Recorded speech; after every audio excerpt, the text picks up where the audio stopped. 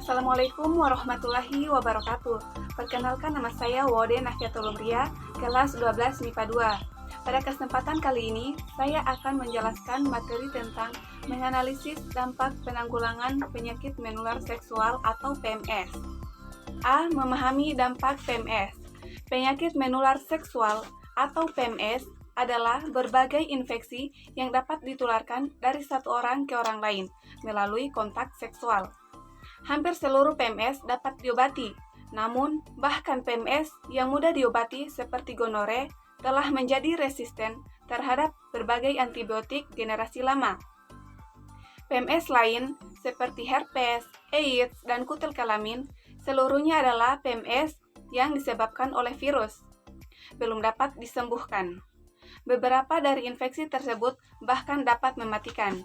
Sifilis, AIDS, kutil kelamin, herpes, dan bahkan gonore, seluruhnya sudah pernah dikenal sebagai penyebab kematian. Penting untuk diperhatikan bahwa kontak seksual beresiko menjadi penyebab penularan PMS, terutama kontak seksual yang tidak aman. Satu-satunya yang betul-betul aman adalah abstinensia, yaitu tidak melakukan hubungan seksual di luar pernikahan. Kebanyakan orang menganggap berciuman sebagai aktivitas yang aman. Sayangnya, sifilis, herpes, dan penyakit-penyakit lain dapat menular lewat aktivitas yang nampaknya tidak berbahaya. Penyebaran PMS dapat terjadi melalui darah segar, sperma, dan cairan tubuh lainnya. Beberapa penyakit menular seksual diantaranya sebagai berikut. 1. Klamidia. Klamidia adalah PMS yang sangat berbahaya dan biasanya tidak menunjukkan gejala. 75% dari perempuan dan 25% dari pria yang terinfeksi tidak menunjukkan gejala sama sekali. 2. Gonore. Gonore adalah salah satu PMS yang sering dilaporkan. 40% penderita akan mengalami penyakit radang panggul atau PRP jika tidak diobati, dan hal tersebut dapat menyebabkan kemandulan. 3. Hepatitis B. Vaksin pencegahan penyakit ini sudah ada, tapi sekali terkena penyakit ini tidak dapat disembuhkan dan dapat menyebabkan kanker hati. 4. Herpes. Terasa nyeri dan dapat hilang timbul. Dapat diobati untuk mengurangi gejala. 5. HIV atau AIDS. Dikenal pertama kali pada tahun 1984. AIDS adalah penyebab kematian ke-6 pada laki-laki dan perempuan muda. Virus ini fatal dan menimbulkan rasa sakit yang cukup lama sebelum kemudian meninggal. 6.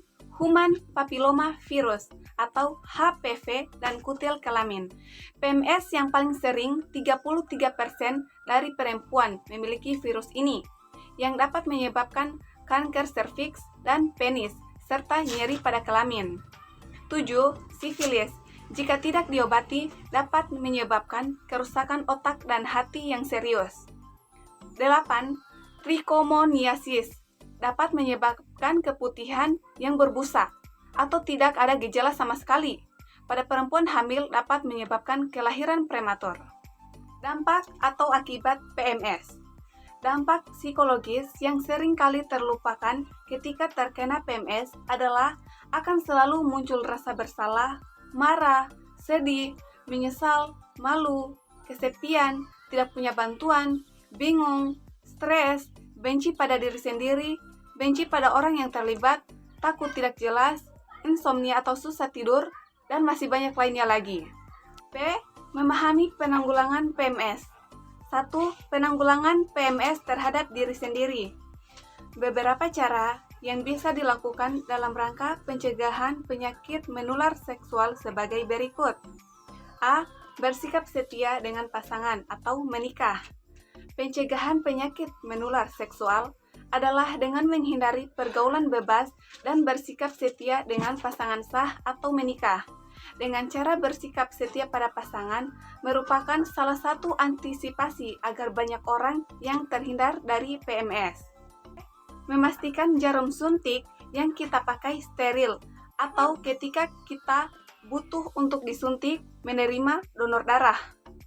Pencegahan penyakit menular seksual yang berikutnya adalah dengan cara memastikan jarum suntik yang kita pakai steril dan tidak pernah dipakai oleh orang yang mengidap PMS. Selain tertular lewat hubungan seksual, PMS juga ditularkan melalui jarum suntik yang habis dipakai oleh pengidap PMS. Sebagai pasien, kita berhak bertanya kepada dokter, apakah jarum suntik yang kita pakai steril?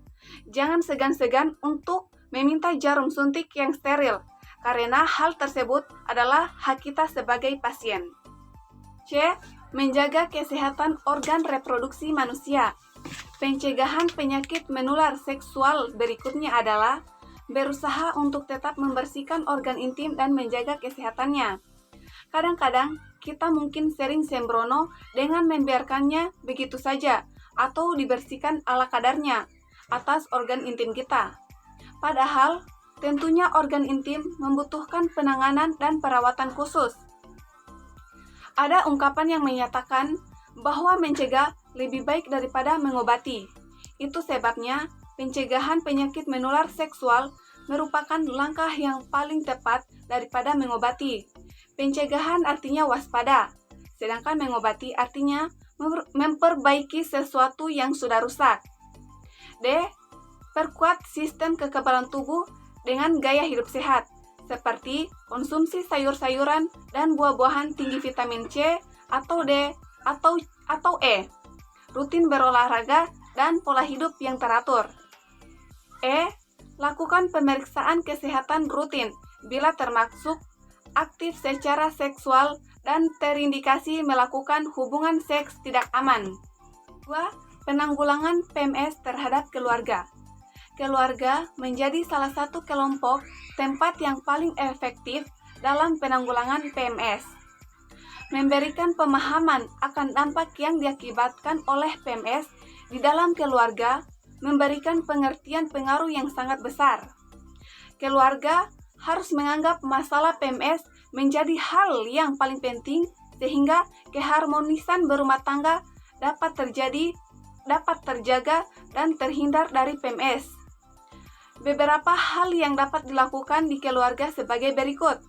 A. Pencegahan non-seksual dapat dilakukan dengan mengadakan pemeriksaan donor darah, sehingga darah akan terbebas dari HIV atau AIDS. B. Penyuluhan atau edukasi yang insentif tentang bahaya penyakit HIV, AIDS, PMS, sangat penting. Hindari seks bebas dan narkoba akan merusak generasi muda bangsa. 3. Penanggulangan PMS terhadap masyarakat. A.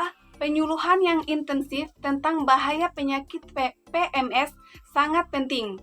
Hindari seks bebas dan narkoba yang akan merusak generasi muda bangsa. B. Memberitahukan penyuluhan akan bahayanya penyakit menular seksual. Untuk itu, mereka harus mengerti akan arti pentingnya pencegahan penyakit menular seksual. C. Memberitahu bagaimana cara-cara dalam pencegahan penyakit menular seksual. E. Memberitahukan kesadaran akan arti pentingnya sikap setia. F. Memberikan kesadaran akibat bila berganti-ganti pasangan. G. Memberikan kesadaran apa akibat bila tidak bisa menjaga kebersihan organ intim. Adapun hal-hal yang bisa menghambat proses pencegahan penyakit menular seksual sebagai berikut. A.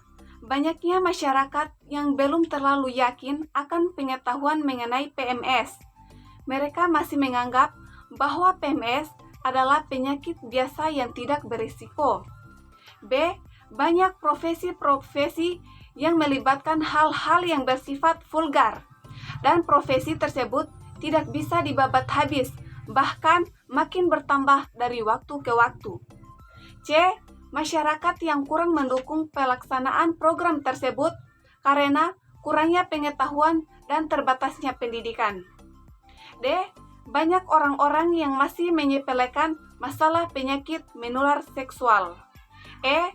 Banyak orang yang masih berpikiran bahwa PMS bisa disembuhkan, sehingga mereka masih menganggap PMS bukanlah masalah yang serius.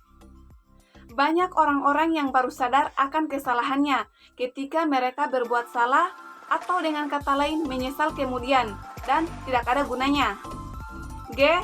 Kurangnya motivasi yang kuat dari beberapa kelompok masyarakat untuk mencegahnya.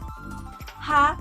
Sesungguhnya pencegahan penyakit menular seksual merupakan langkah yang tepat bila seseorang ingin hidup terhindar dari masalah PMS. Itulah materi yang dapat saya sampaikan pada kesempatan ini. Semoga dapat bermanfaat dan dapat menambah wawasan kita. Akhir kata saya ucapkan wabillahi taufiq wal hidayah. Wassalamualaikum warahmatullahi wabarakatuh.